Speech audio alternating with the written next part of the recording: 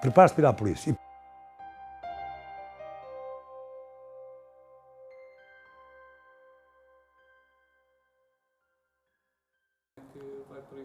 A minha maior escola foi o movimento associativo estudantil, chamado MAI, não é? No Instituto Industrial de Lisboa, a cuja associação à DAIL eu estive ligado desde 1968. Eu entrei na escola em 66, para um curso médio. Portanto, sou filho de gente operária, de trabalhadores, portanto, de uma classe, portanto, enfim, com poucas posses económicas, muito poucas posses económicas. Eu tinha uma bolsa de estudo da Gulbenkian, desde a escola industrial, tirei o curso industrial na escola aqui do Barreiro, conhecida Alfredo da Silva, e tinha uma bolsa da Gulbenkian. Foi essa bolsa que permitiu para eu ir para Lisboa para o ensino médio, para o Instituto Industrial. E lá contatei com uma realidade diferente, digamos, que os estudantes já tinham preocupações de outra ordem, cultural, reivindicativa, social, e contatei com a Associação de Estudantes, a chamada Associação Desportiva dos Alunos do Instituto Industrial de Lisboa, de que agora, de resto, eu fiz um livro.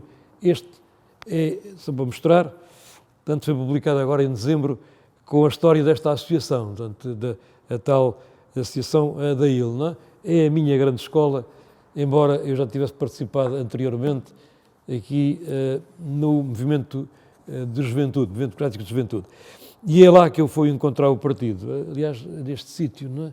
Neste terreiro, a contracapa é uma fotografia de uma concentração de estudantes em 1968, na altura da chamada Primavera Marcelista, que nunca passou do outono, e que já reivindicavam com um caderno de reivindicações, com uma série de pontos, junto do ministro que tinha continuado. O Hermano Saraiva, ministro da Educação de Marcelo Caetano, é o mesmo que vinha já nomeado do tempo do Salazar, não é?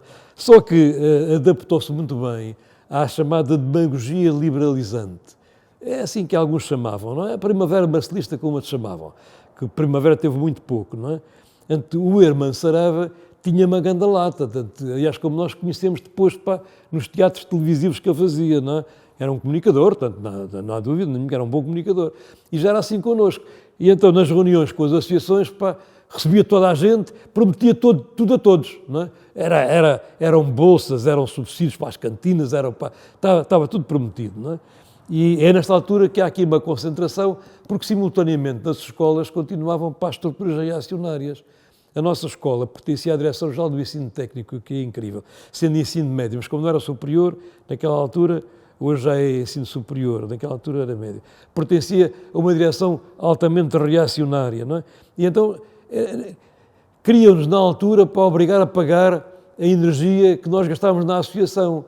É por isso que esta concentração, que depois vai junto do gabinete do diretor e que o arranca, a primeira e última vez, nunca mais caiu nessa, o arranca para a reunião, lá nos pavilhões, e então ele tem que reconhecer, pressionado pelos estudantes, tem que reconhecer que a energia era gasta para fazer sementas e que os estudantes não tinham que pagar energia para estudarem, não é? Portanto, retira essa, mas depois não retira outras, não é? E a guerra continuou e agravou-se. Também está a Polónia capaz de falar mais nisso, não é? Este terreiro foi onde eu fui recrutado, convidado, melhor ainda, para o Partido Comunista Português. Havia uma tradição grande de comunistas no Instituto Industrial, que já vinha de trás, dos anos 62, 63. Houve aqui um hiato, uma solução de continuidade, houve um interregno, porque isto dos ciclos eram de 4 anos, e havia aqui, nesta altura, uma nova célula com base em gente de Vila Franca. Curiosamente não era do Barreiro, era de Vila Franca, não é? Portanto, o principal elo de ligação chamava-se Tito Batista Pereira, filho do grande nadador Batista Pereira, que é um dos protagonistas dos Esteiros, do livro que nós conhecemos sobretudo da nossa juventude. Batista Pereira é um dos meninos que nunca foram, homens que nunca foram meninos, não é?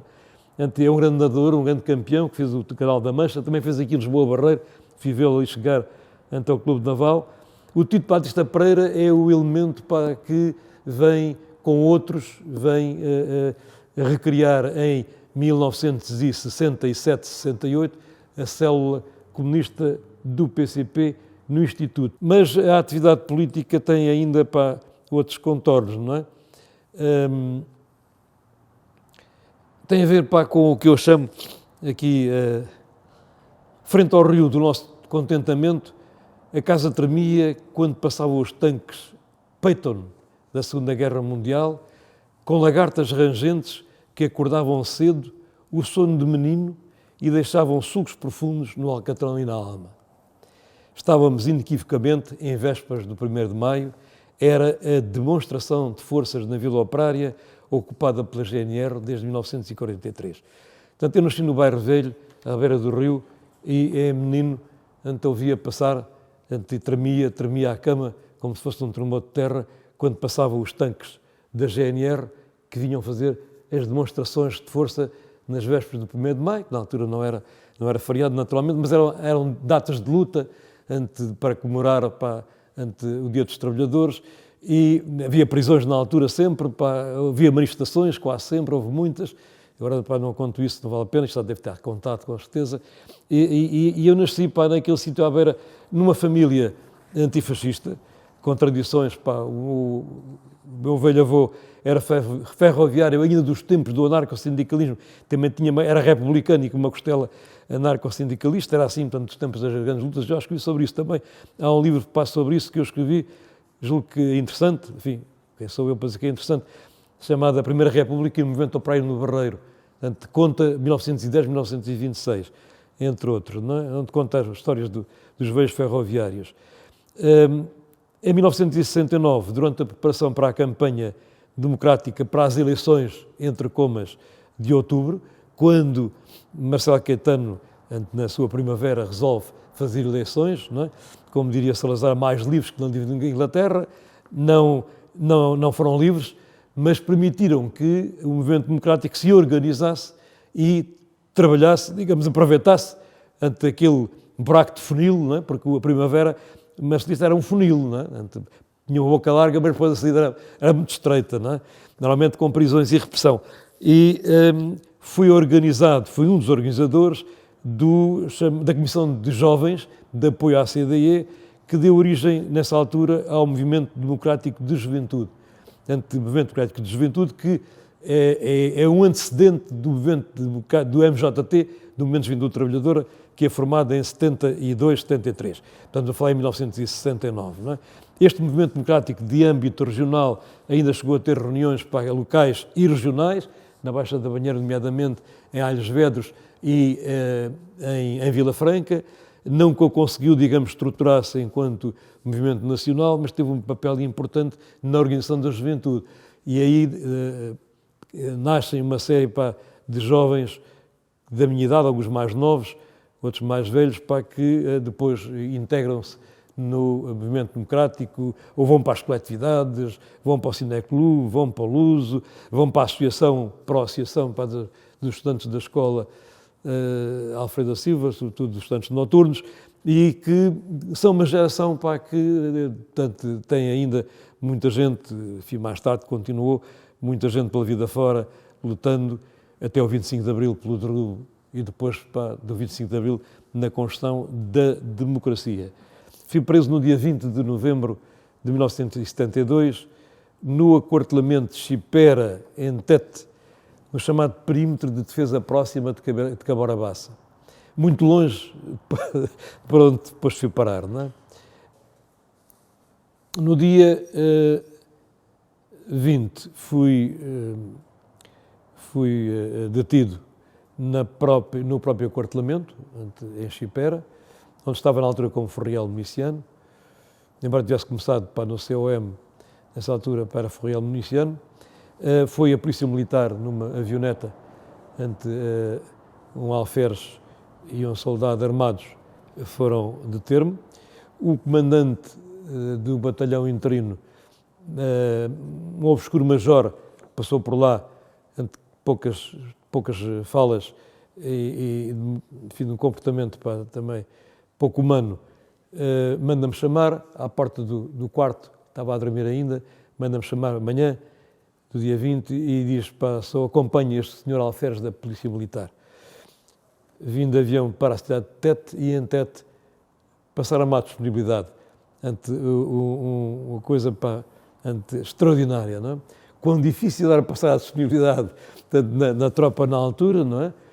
E ali, pá, bastou um carimbo a óleo num papel, pá, metade de uma A4, que me entregaram na chamada ZOT, Zona de Operações em Tete, que me entregaram dizendo passa nesta data à disponibilidade.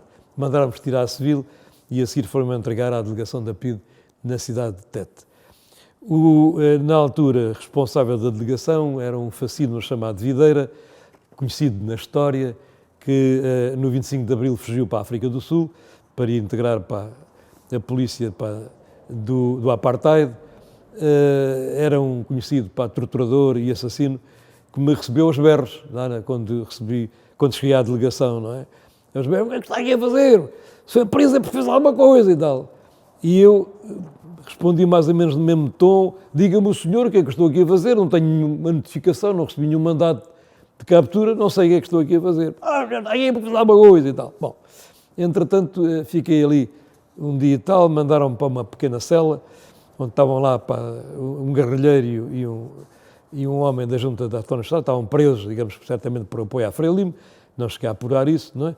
O que é curioso é que, ao transitar da sede da delegação, a cidade de Tete é uma cidade muito pouco arborizada, com um aspecto assim amarelado, onde faz muito calor, digamos, é uma zona muito quente, aquilo já fica para o interior da África, é aquela parte de Moçambique que entra, digamos, para a África, não é? Para a África dentro. Uma terra amarelada, assim, os tons acastanhados. E então, quando ia a caminho da cela onde pernoitei, passámos por um vale, aquilo era perto do Zambeze. Aliás, a cidade de Tete fica na margem, não é? Do Zambeze. Não se via o rio, mas aquilo devia estar muito perto. Não é? Um planalto, e surpresa, fiquei completamente, digamos, surpreendido, não tanto, não é? Estavam dezenas de celas, jaulas de ferro, não é? Nem cobertura tinham, e estavam centenas de negros às portas das jaulas, não é? Tanto aquilo era fim de tarde, estávamos quase no pôr do sol, o pôr do sol é muito rápido em África, não é? É assim uma coisa muito, não é como aqui, é uma coisa assim quase, põe-se o sol e depois vem a noite, estávamos muito próximos e eu perguntei ao PIDE o que é isto, ao agente da PIDE, que me acompanhava, um agente que eu não conhecia, claro, não, então, o que é isto, não é? E eu falei, não, são as turmas de reeducação. As turmas é o contingente de reeducação. Quer dizer, aqueles homens estavam ali, durante o dia trabalhavam em machambas que lá tinham ali dentro do perímetro da delegação, suponho eu, e à tarde iam dormir em jaulas. Portanto, sem qualquer tipo de tortura, aquilo eram tratados como animais, não é? Foi uma coisa que me impressionou, deixei de me lembrar deste episódio, não é? No dia seguinte, mandaram-me sob prisão de avião para Lourenço Marques, e em Lourenço Marques fui colocado na célebre prisão da Machava. Prisão da Machava, que é célebre porque era a prisão da PIDE, embora ao lado tivesse também uma prisão de delitos comuns, estava dividido, era na altura a cadeia da Machava, fica a uns quilómetros de Lourenço Marques, e onde também havia as turmas de reeducação, que eu conheci graças à solidariedade de um guarda prisional, coisa que eu sempre recordo, já escrevi sobre isto, já procurei, a sua origem em Arcos de Valdevez, não encontrei, fomos lá à junta, mas não encontramos, era guarda mesmo contratado da PIDE, do quadro, está em documentos da PIDE, era guarda contratado, Artur Cerqueira. Eu cheguei ao fim do dia, mandaram-me para a cela, uma cela de 3 por 1,5, com um beliche, não é? Com um buraco para as necessidades, um balde, e adormeci. Enfim, com aquelas emoções daqueles dias, não é? Adormeci. Acordei a ouvir assobiar os vampiros. E eu achei aquilo, de repente, eram sei lá, eu não tinha relógio, tinham-me tirado o relógio, eram 8 horas, 9 horas da noite, não é? Achei aquilo estranho, não é? Será provocação? Pensei a primeira coisa, se calhar, ou não, fiquei assim.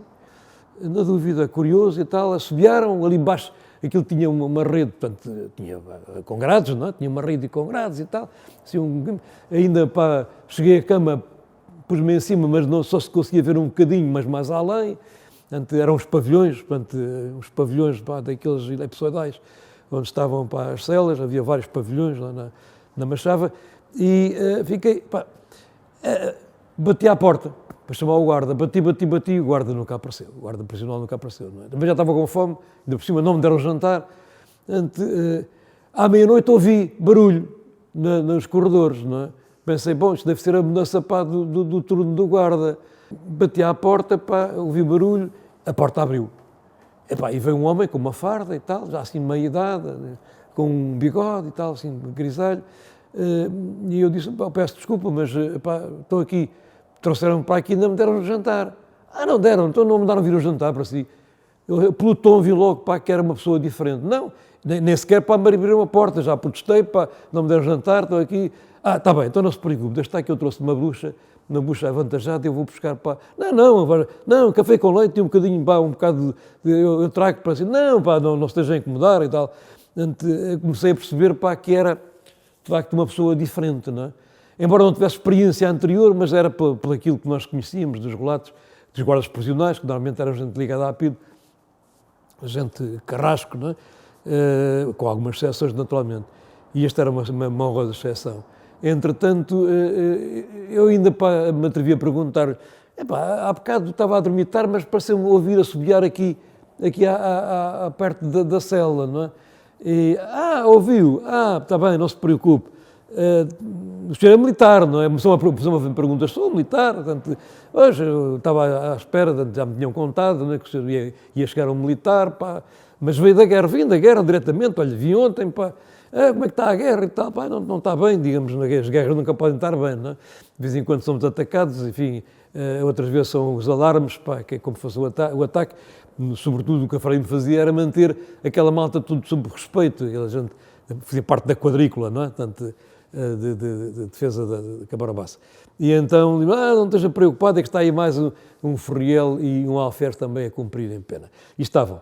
Portanto, eram dois militares que lá estavam, com os quais ele me pôs em contato nos dias seguintes, e o Artur Cerqueira levou-me bananas, levou-me papel e caneta para eu escrever, foi à procura, eu tinha o meu cunhado, os meus cunhados, irmãos da Apolónia, ele era polícia lá em Lourenço Marques, foi à procura, tinha um casal amigo, com quem, enfim, eu conheci desde pequenino, que estavam lá como cooperantes na altura a trabalhar, ele foi à procura daquela...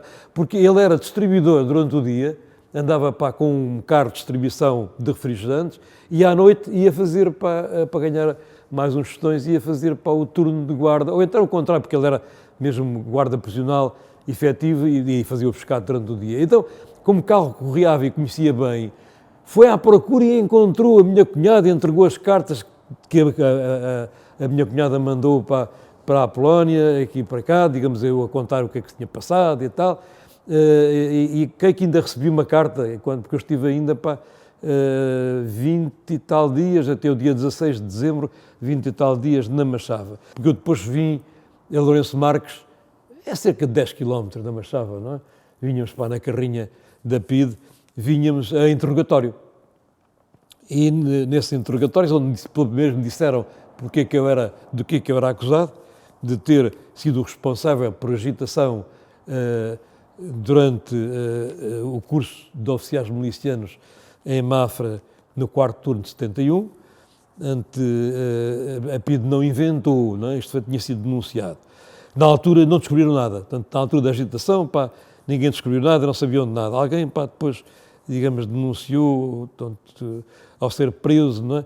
Tinha sido, aliás, uma iniciativa unitária com gente de várias, enfim, orientações políticas, não é? No dia 16 de 12 vim sob prisão, 12 de 72, vim sob prisão com um PIDE ao lado, não me algemaram para não parecer mal, num avião da TAP, estive sempre, digamos, acompanhado pelo PIDE, não é? Andei a viagem toda. Por menor curioso que eu conto no livro, é apenas uma questão mais, enfim, da ficção, mas como diz o João Autor, da ficção é mais verdadeira que a verdade da realidade. Eu, nesse dia, sob prisão, no avião, dormitei, porque nós fizemos escala em Luanda e depois para Luanda, Lisboa, né? Dormitei. E tive um pesadelo, sonhei com ataques, com coisas da guerra, né? No dia 16/12 é o dia do massacre, ou dos massacres de Vilhamo, tanto que foi um dos motivos de grande denúncia da tropa colonial daquilo que lá fizeram, está testemunhado, até no filme da televisão, do Joaquim Furtado, e portanto é um massacre em que matam mais de uma centena de habitantes de 2 aldeias, a propósito de uma perseguição a guerrilheiros, de forma, digamos, completamente sinistra, não é? Terrorista, porque inclusivamente metralharam e mandaram para dentro das palhotas e deitaram fogo às palhotas. Não é? Na chegada a Lisboa, estava uma carrinha da PIDE em pleno pista do aeroporto, onde me enfiaram. Eu ainda olhei para ver se via a companheira, mas ela não sabia. Tinha dado a procura, tinha dado a roda da PIDE para saber onde eu estava, não é? Tinha, de resto, posto a hipótese de ir, ela vai falar nisso, não é? De ir lá para Moçambique para me apoiar, não é? Porque não sabia bem o que é que tinha acontecido, eu estava preso, não sabia bem para onde eu estava. Só soube quando recebeu as cartas que eu mandei através do guarda cerqueira e dos cunhados, não é? Da cunhada que pôs no correio, antes que eu estava preso na Machava. Claro que não estava, e fui levado imediatamente para o reduto norte da prisão de Caxias, onde começaram logo, digamos, as humilhações. Primeiro, portanto, são as fotografias do costume, portanto, ter o registro fotográfico, e logo acompanhado por um PIDE que me puxou. Eu tinha, na altura, um fiozinho, não é? Que me puxou, assim, violentamente. Eu não posso tirar este fiozinho, senão, não. Porque queria saber se eu tinha pendurado no fio uma cruz. Nós conhecíamos pelo católico, fez parte de várias estruturas, não é? Há 2 por 3 a gente começava a transmitir, era o católico, não é? Queria saber, eu tinha uma estrelazinha com o nome da companheira, as iniciais, uma estrelazinha pendurada uma estrela de 5 pontas pendurada no fio, e eu começou-me logo, digamos, a interrogar se eu era católico, se não era católico, se era batizado, se não era batizado, e eu fui respondendo, batizado sou, mas não. Isso não é uma questão importante, cada um tem a sua fé. Bom, meteram-me logo na sala de torturas, ainda no dia 16, ao fim da tarde do dia 16, e onde estive até ao dia 23, antes das vésperas de Natal, sob tortura do sono, tortura semi-tortura da estátua, tiraram uma cadeira, empurrões contra a parede, tal, bater no... É o período das alucinações, as paredes que caem, os gritos que eles punham, gravações, de propósito, parecia estar a ouvir os gritos da família, as ameaças sobre a família, tanto uma violência continuada, sem poder... sem dormir, não é? Portanto, com consequências terríveis. Aos 3 já estava ofegante, as arritmias estavam a aumentar. Eu pedi apoio médico, dizendo que se não morria ali. Depois havia, num moinho das 4 horas, havia os PIDs bons, entre comas, e os PIDs maus. Os PIDs bons vinham diga o que tem para dizer, para ir ter com a sua família, tal, está aqui. Não vai. Depois chegava o outro, aos pontapés, aos empurrões, ainda que está, seu filho da puta, seu cabrão, e não sei quê, ainda continua aqui, vai já ter que vomitar tudo, e não sei quantos. Ao fim de 7 dias, decidi confirmar a minha participação na tal agitação, que tinha ficado como um osso atravessado, porque eles nunca tinham sabido quem tinha sido, não é? A não ser a partir da denúncia de um outro fulano que tinha participado e tinha sido preso e que não tinha nada a ver comigo politicamente, não é? Aliás, de uma outra formação política, mas tinha sido uma ação unitária em que tinham participado, eu há bocado referi, não é? Essa agitação contra a guerra colonial, colocámos para vinhetas, fizemos documentos, 7.500 mortos já bastam, 30.000 filhos expropriados para a fim da guerra colonial, e depois, numa segunda fase, não juros camarada. Essa foi a mais célebre, não é? Portanto, na preparação para o juramento de bandeira, pusemos a circular a palavra de ordem e espetámos nos corredores de mármore, portanto, de Mafra. Aquilo era só por um pouquinho de custo, a gente estava ali, ficava uma maravilha, não é? Portanto, não juros camarada. E, de facto, o juramento de bandeira, que era feito em frente, não é? Naquela que tinha uns jardinzinhos, continua a ser, digamos ali, aquela escadaria em frente da entrada dentro do convento, tinha pides alinhados para cada linha de soldados, naquela altura, dos cadetes, para ver quem é que mexia os lábios, e então a malta mexia os lábios para dizer filho da puta, cabrões, portanto, só ajudavam os prontos, que estavam postos de propósito à frente dos soldados, que era para se ouvir, não é? Aquela coisa do juramento, não é? Portanto, que os militares preservam muito, mas era miliciano, nunca tive espírito militar.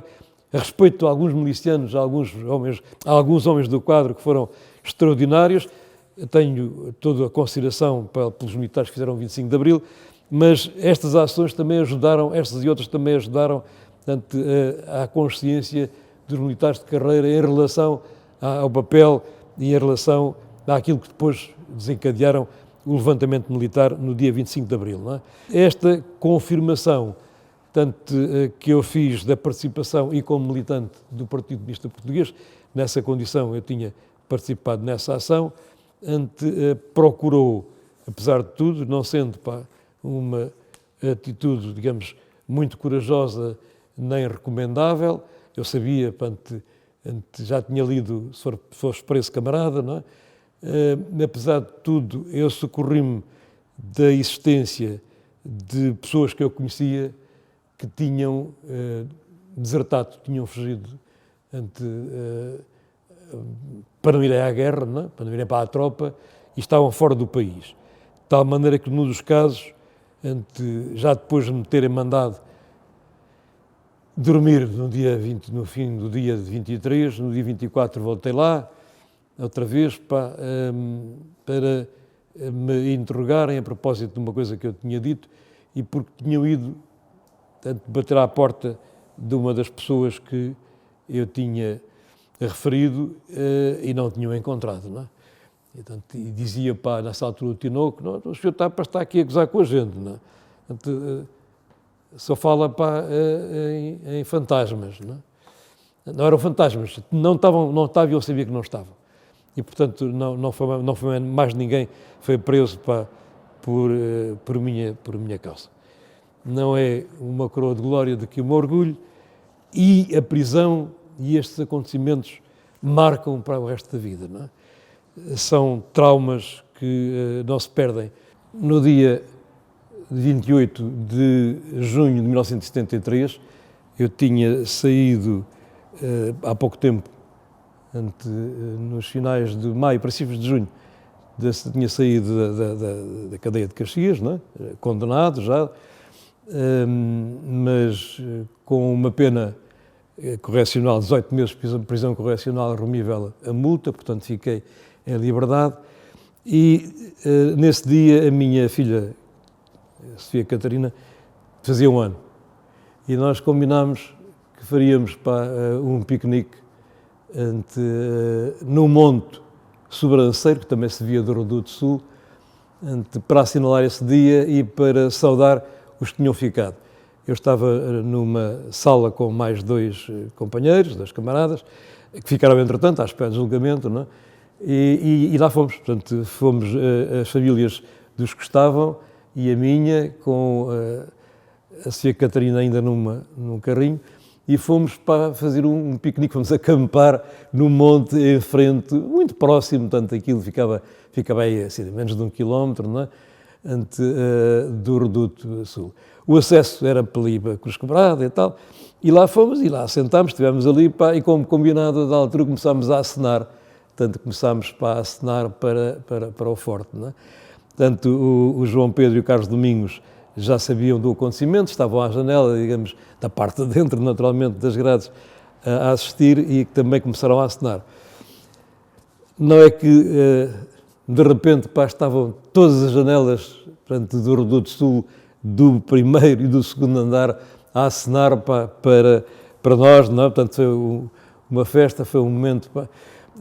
É claro, daí a bocadinho ouvimos os apitos da GNR, que fazia a guarda da cadeia, e saíram 2 jipes com GNRs armados para virem, digamos, naturalmente, reprimir ou impedir aquilo que estava a acontecer, não é? Nós tínhamos combinado já a saída, portanto, aquilo ainda ficava um bocadinho longe, sobretudo tinham que dar uma volta, não é? Portanto, levantámos o bivac, não é? E fomos andando a caminho da estação, para aquelas arruelas, enfim, afastados uns dos outros. Quando o jipe nos abordou, quando o comandante nos abordou, a perguntar se tínhamos visto alguém que tinha estado ali no monte, não sei o quê, mas não vimos ninguém. Nós viemos aqui de passeio e não vimos ninguém, não é? Pusemos o forte de Caxias em polvorosa. Isto, no fundo, para transmitir 2 ideias, não é? Da prisão nunca se sai. Apesar de eu, dessa altura, ter saído, sabe, em liberdade, fica sempre, digamos, algo de nós ligado a um período, enfim, como se sabe, para quem lá passou e os que não sabem e ouviram contar, fica sempre algo de nós, ficamos muito ligados àquela situação tremenda, digamos, de privação de liberdade. O dia 25 de Abril é uma data para todos os antifascistas, para todos aqueles que lutaram contra o regime, naturalmente, não só histórica como gloriosa. É o início, digamos, da libertação da pátria e de todos aqueles que foram ofendidos, humilhados e perseguidos, torturados e alguns mortos, antes de que nos resta a memória. Estes documentos têm o carimbo do dia 25 e têm o carimbo da PIDE, não é? Porque a minha companheira, a Apolónia Teixeira, que vai também fazer um depoimento, tinha sido presa aqui no continente no dia 4 de Abril, numa reunião da CDE em Lisboa. A CDE na altura estava muito ativa, tinha ficado desde 69, portanto também irei referir um bocadinho nisso, tinha ficado muito ativa e estava na altura para aproximar-se o período em que ia haver novamente, entre comas, eleições, não é?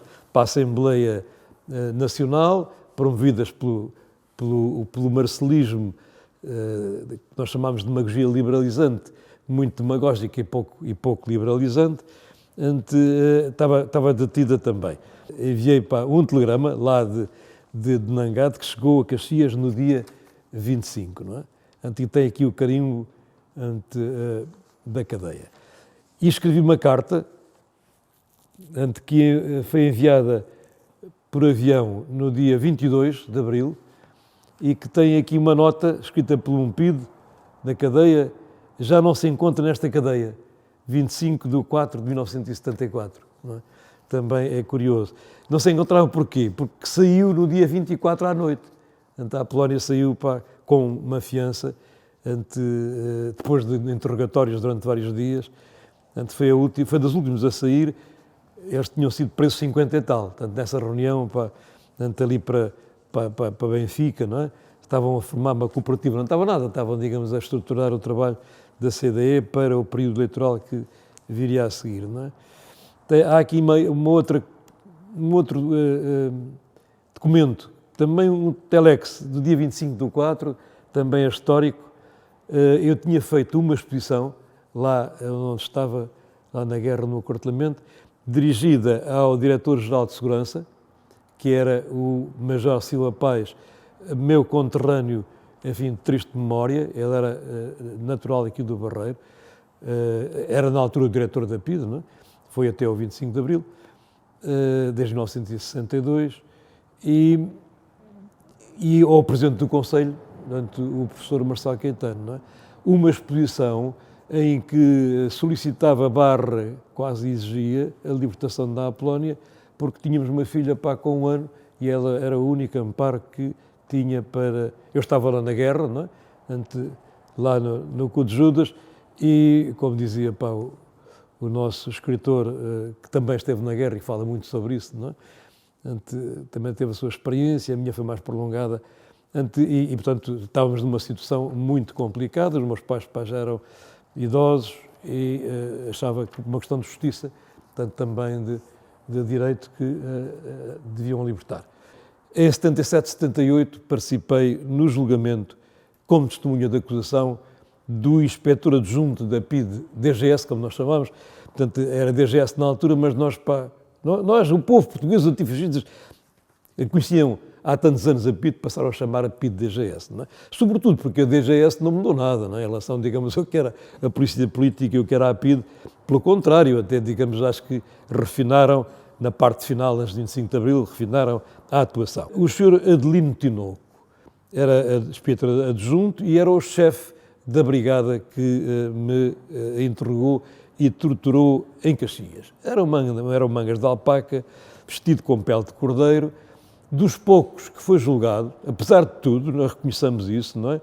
E que tinha estado preso, e teve uma pena depois de prisão maior, de 4 anos, a maior parte já tinha cumprido, e estava no julgamento, era um tribunal militar, Santa Clara, e as testemunhas de acusação eram os presos que tinham estado, digamos, ligados à brigada, ao moinho, como nós chamávamos o moinho, lá em Caxias, moinho, era a forma como 4 em 4 horas eles iam substituindo, digamos, os agentes, não é? O preso é que era sempre o mesmo, eles é que se iam substituindo. E o Tinoco ia todos os dias, o inspetor ia todos os dias, portanto, muito referenciado pelos agentes, não é?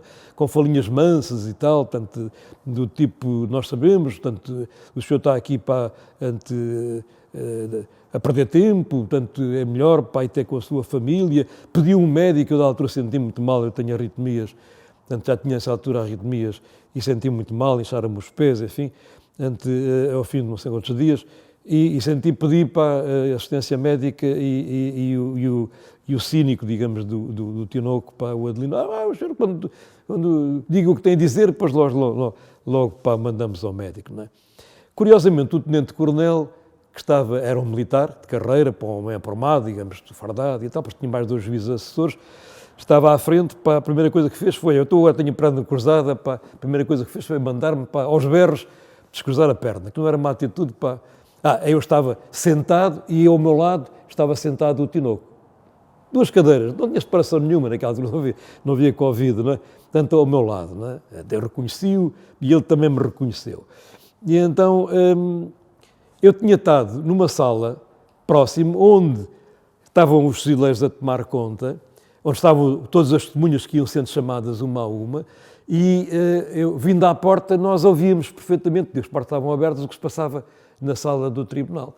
E então, antes de eu ter sido chamado, foi chamado para um comunista conhecido, um antifascista, Blanqui Teixeira, um homem que também era formado em Engenharia Química, que esteve aqui no Barreiro a trabalhar muito tempo, não é? Que tinha estado preso há muitos anos e que é um homem que tinha vindo da clandestinidade, era um alto dirigente da altura do Partido Comunista Português, e tinha-me enervado porque o juiz-presidente, a da altura, interrogava as testemunhas como se fossem ainda presos, não é? Nomeadamente, porque é que tinha estado na clandestinidade, se tinha ou não tinha documentos na altura falsificados, que se falsificação era crime.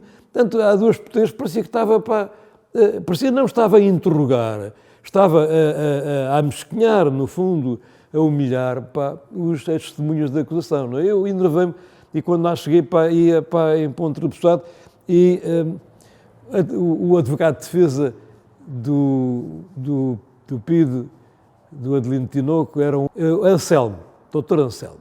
O doutor Anselmo fazia as perguntas às testemunhas. Então perguntou-me se eu tinha estado preso e o que é que tinha, e se tinha a certeza que era aquilo, o responsável. Já está no processo do tribunal, está lá o nome das pessoas, inclusive dos agentes e do inspetor, não é? Portanto, isso não há qualquer dúvida. Mas o senhor, há uma vez lhe bateu, há uma vez o violentou, não, olha, não vale a pena estarmos aqui, digamos, a fingir, não é? O senhor esteve uma vez preso. Não, então se tivesse, devia saber como é que era, não é? É claro que o inspetor não batia. Alguns até bateram. Neste caso, ele ia lá para aprofundar, digamos, o trabalho dos outros. Batiam os outros que estavam, digamos, na vigilância, não é? Portanto, este homem é o responsável pela tortura, é o responsável máximo, e foi ele que o acompanhou e orientou, não é? Ante essa violência que eu sofri durante 7 dias. O juiz a seguir pergunta-lhe se ele conhecia e ele caiu, não sei, na asneira, a dizer que se lembrava de mim.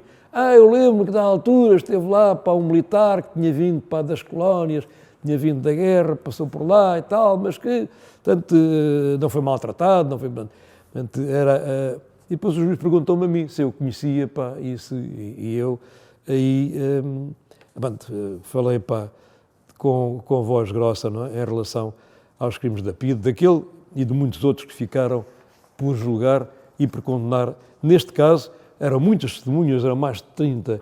O Adelino Tinoco foi condenado a 4 anos de prisão maior.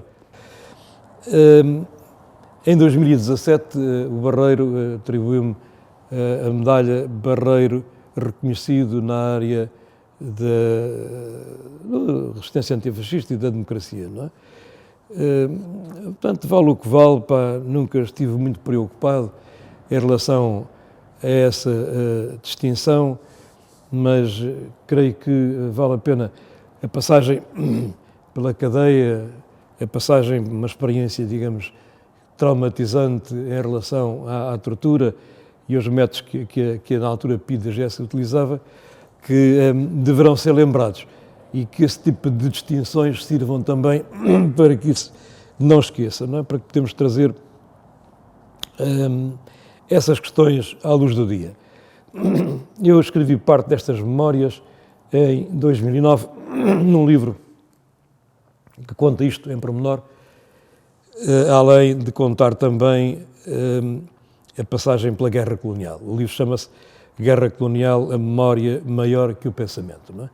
Portanto, sendo como pano de fundo a questão da passagem da guerra, também se aqui conta em pormenor aquilo que foi a passagem pela prisão, porque foi exatamente nesse período, não é?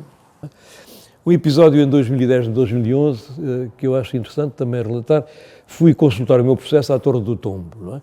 Onde estão depositados os processos individuais. Tive 2 surpresas desagradáveis. Uma, que o processo estava aparentemente incompleto. Aliás, com rasuras e omissões em relação a nomes de prováveis denunciantes, de gente que tinha estado connosco e que trabalhava para a PIDE, não é? Porque ou estavam arriscados os nomes, não é? Ou faltavam páginas, não é? Portanto, há 2 por 3, faltava qualquer coisa para jogar a bota com a perdigota, não é? Eu sei que houve essa preocupação, isso foi anunciado, que no estudo, no trabalho que foi feito na Torre do Tombo, seleção, portanto, omitiram determinadas coisas, procuraram, mas eu creio que isto é castrar um pouco a verdade, não é? Porque isto omite uma parte da história e nós ficamos na dúvida, portanto, o que é que isto aconteceu, quem é que denunciou, quem é que foi, quem não foi, não é? Muitas coisas souberam depois de 25 de Abril, no meu caso eu não consultei o meu processo nessa altura, não fiquei a saber de nada, não é? Outra questão interessante é que eu fui lá também com o intuito de pedir um certificado, eu ia pedir, daí a pouco tempo, ia pedir para a apresentação da reforma, e então pedi um documento que atestasse o tempo de prisão, convencido de que o tempo de prisão contava para a reforma, não é? Curiosamente, o documento que me entregaram dizia ipsis verbis, condenado a 18 meses de prisão correcional, com 10 anos de perda dos direitos políticos, por atividades subversivas contra a segurança do Estado. Eu achei aquilo muito interessante, não é? Quer dizer, criminoso uma vez, criminoso para a vida toda, não é? Portanto, fiquei com o label de ter tido atividades contra a segurança do Estado, não é? Isto foi amnistiado, portanto, não devia ser escrito nesta forma e creio que hoje já não é assim que isso é feito, não é? Ainda nessa altura, um outro episódio, está tudo relacionado, apesar de existir legislação, nomeadamente a lei, ou o decreto-lei 173 de 74, sobre a reintegração na função pública dos que tinham sido afastados por razões políticas, o decreto 180 de 74, que amnistia os crimes por deserção, o 656 de 75, que regulariza a situação dos refratários, daqueles que não cumpriram o serviço militar, que se afastaram, não é? O 171 de 77, este é muito interessante, que depois foi revogado por 189 de 2003, sobre a pensão por méritos excepcionais na defesa da liberdade e da democracia. Alguns camaradas da época, na altura, solicitaram, com todo o direito, e até me telefonaram, chamaram a atenção, não é? Eu decidi não fazer isso,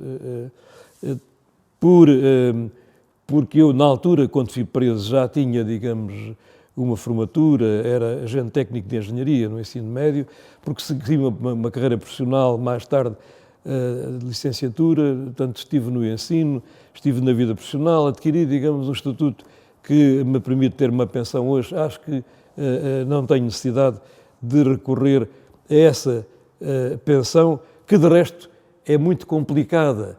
Obriga a ter 10 testemunhas, tem que ter uma requisição ao Ministério Antigo do Interior, não? Que é a Administração Pública, mais ao Ministério das Finanças, depois mete mais um parecer do Presidente da Câmara, uma coisa complicada, não é? Acho demasiado complicado. Acho que o Estado devia, que se achasse que as pessoas tinham esse direito, a reparar isso, digamos, não são assim tantos, e não a fazer percorrer, digamos, esta via sacra. Não entendi que não tinha paciência para isso, e que, embora tivesse provavelmente direito também, não é?